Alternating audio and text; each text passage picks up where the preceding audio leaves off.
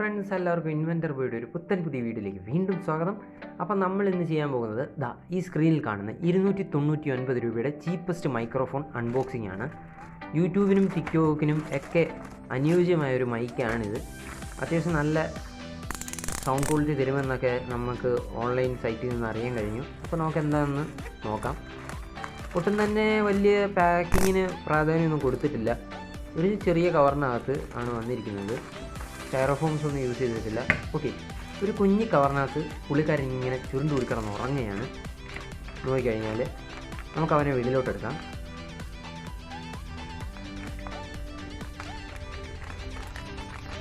Okay, പുള്ളിക്കാരനെ നമ്മൾ വെളിയിലെടുത്തു. Okay, നമ്മുടെ മൈക്ക് നമ്മുടെ കയ്യിലെത്തിയിരിക്കുകയാണ്.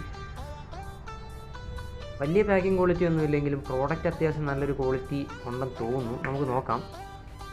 നമ്മുടെ പിന്നൊക്കെ നോക്കിക്കഴിഞ്ഞാൽ അത്യാവശ്യം ഗോൾഡൻ ഫിനിഷൊക്കെ ഉള്ള നല്ലൊരു പിന്നാണ്. അത്യാവശ്യം കട്ടിയൊക്കെ ഉണ്ട്. പെട്ടെന്നൊന്നും പന്നലായി പോകുമെന്ന് തോന്നുന്നില്ല. പിന്നെ കേബിള് അത്യാവശ്യം നീളമുണ്ട്. കോളറിൽ നിന്നും പാൻറ്റിൻ്റെ പോക്കറ്റ് വരെ അതിൽ നിന്നും ഒരല്പം കൂടെ നീളമുണ്ട്. ഓക്കെ, നമുക്കിനി നമ്മുടെ മൈക്ക് ഒന്ന് നോക്കാം. ക്ലിപ്പൊക്കെ അത്യാവശ്യം നല്ല ക്വാളിറ്റി ഉണ്ട്. നമ്മുടെ ഹെഡ് അത്യാവശ്യം പഫായിട്ടുള്ള സ്പോഞ്ചാണ്. പിന്നെ മെറ്റൽ ബോഡിയാണ്. അത് നല്ലൊരു ക്വാളിറ്റിയാണ്. അത്യാവശ്യം ക്വാളിറ്റി പ്രൊവൈഡ് ചെയ്യുന്നുണ്ട്. അതിൻ്റെ മേലിൽ കൂടെ നല്ലൊരു മെഷൊക്കെ വന്നിട്ടുണ്ട്.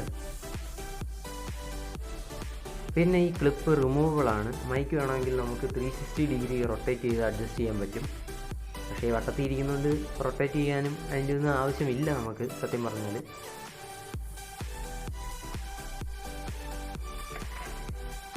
ഓക്കെ, നമ്മൾ ഈ മൈക്കിനെ കുറിച്ച് പറയുകയാണെങ്കിൽ അത്യാവശ്യം ആക്റ്റീവ് നോയ്സ് ക്യാൻസലേഷനൊക്കെ പ്രൊവൈഡ് ചെയ്യുന്നൊരു മൈക്കാണിത്.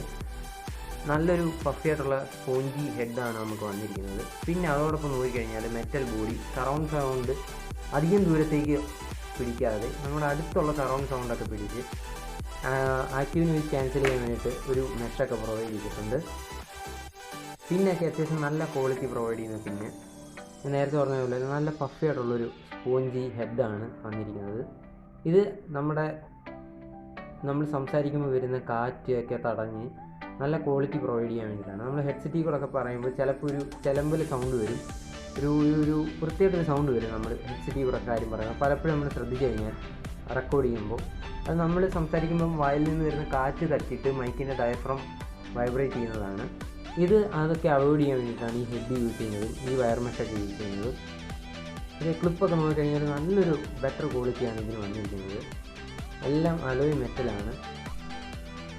നമുക്കിത് പ്ലഗ് ഇൻ ചെയ്ത് നോക്കാം.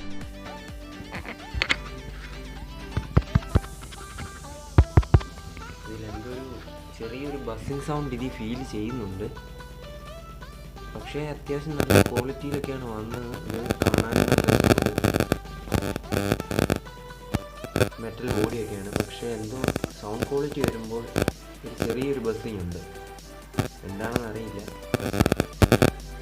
ഓക്കെ, ഇപ്പം നിങ്ങൾ കേൾക്കുന്ന സൗണ്ട് ഇതിപ്പം ഞാൻ എൻ്റെ ഫേസിനോട് നേരെ ചേർത്ത് പിടിച്ചിരിക്കുകയാണ്, ഫേസിന് നേരെ ഫ്രണ്ടിലായിട്ട്. ഇനി ഇത് ഞാൻ എൻ്റെ കോളറിലോട്ട് വയ്ക്കാം. ഓക്കെ, ഇപ്പം നിങ്ങൾ കേൾക്കുന്ന വോയിസ് ഞാൻ കോളറിൽ വെച്ചിട്ട് സംസാരിക്കുന്നതാണ്. ആ ബസ്സിങ് സൗണ്ട് എന്താണെന്ന് എനിക്ക് കറക്റ്റ് അറിയത്തില്ല. അപ്പോൾ ഫ്രണ്ട്സ്, ഈ ടൈപ്പ് മൈക്കുകൾക്കെല്ലാം ഈ ഒരു പ്രശ്നമുള്ളതായിട്ട് ഒരുപാട് പേര് ഫീഡ്ബാക്ക് കൊടുത്തതായിട്ട് ഞാൻ ഓൺലൈനിൽ കണ്ടു.